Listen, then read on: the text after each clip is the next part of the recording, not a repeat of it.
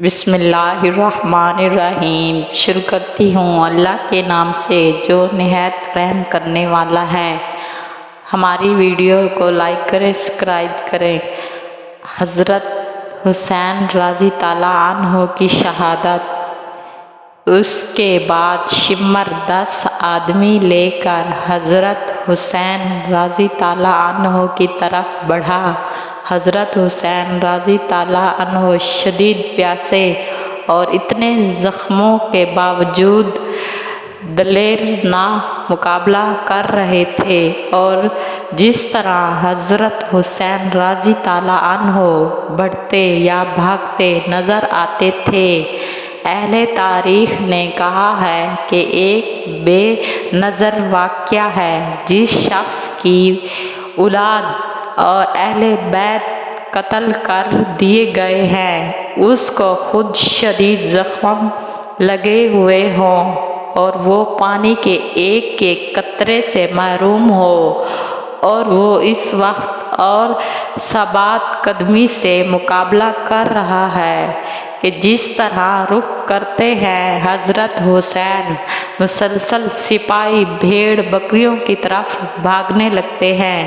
شمر نے جب یہ دیکھا کہ حضرت حسین رضی اللہ عنہ کے قتل کرنے سے ہر شخص بچ جاتا ہے، تو آواز دی کہ سب بے سے حملہ کرو، اور اس پر بہت سی بد نصیب آگے بڑھے۔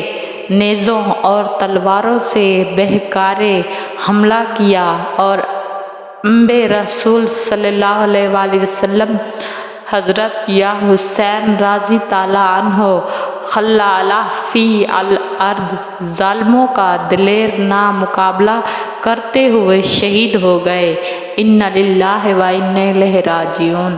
شمر نے خالد بن یزید سے کہا کہ اس کا سر کاٹ لو، اور آگے بڑھا، مگر ہاتھ کانپتے گئے۔ پھر شفیع بدبختہ سنیہ بن انس نے یہ کام انجام دیا۔ آپ کی لاش کو دیکھا تو تن تنہا زخم، نہروں کے چونستے زخم تلواروں کے۔ آپ حسین صلی اللہ علیہ وسلم کے بدن پر تھے تیروں کے زخم۔ ان کے علاوہ اور حضرت حسین رضی اللہ عنہ اور عام اہل بیت کے قتل سے فارغ ہو کر یہ ظالم اہل ازہر رضی البین دین کی طرف موجود ہوئے۔ شمر نے ان کو بھی قتل کرنا چاہا۔ احمد بن مسلم نے کہا، سبحان اللہ، تم بچے کو قتل کرتے ہو، اور جب کہ وہ مریض بھی ہے۔ شمر نے چھوڑ دیا۔ عمر بن سعید آگے آ گئے اور کہا، ان عورتوں کے خیمے کے پاس کوئی نہ جائے اور اس مریض بچے سے کوئی تذکیر نہ کرے۔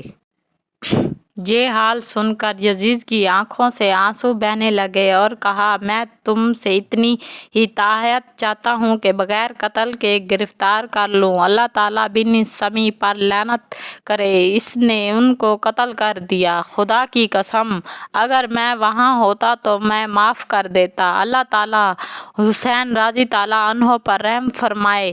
یہ کہا اور اس شخص کو کوئی انعام نہیں دیا۔ سر مبارک جس وقت یزید کے سامنے رکھا گیا تو یزید کے ہاتھوں میں ایک چھڑی تھی۔ حضرت حسین رضی اللہ عنہ کے دانتوں پر چھڑی لگا کر حسین بن امام کے یہ اشعار پڑھے، بنی یقوم اللہ لا الہ الا اللہ محمد رسول اللہ، یکفٰ من جعل عزیز علینا وہم کانوا انہ الظالمون۔ یعنی ہماری قوم نے ہمارے ساتھ ناانصافی نہ کیا تو پھر ہمارا خوابچہ تلواروں نے انصاف کیا، جنہوں نے ایسے مردوں پر سر پھاڑ دیے جو ہم پر سخت تھے، اور وہ تعلقات قطع کرنے والے ظالم تھے۔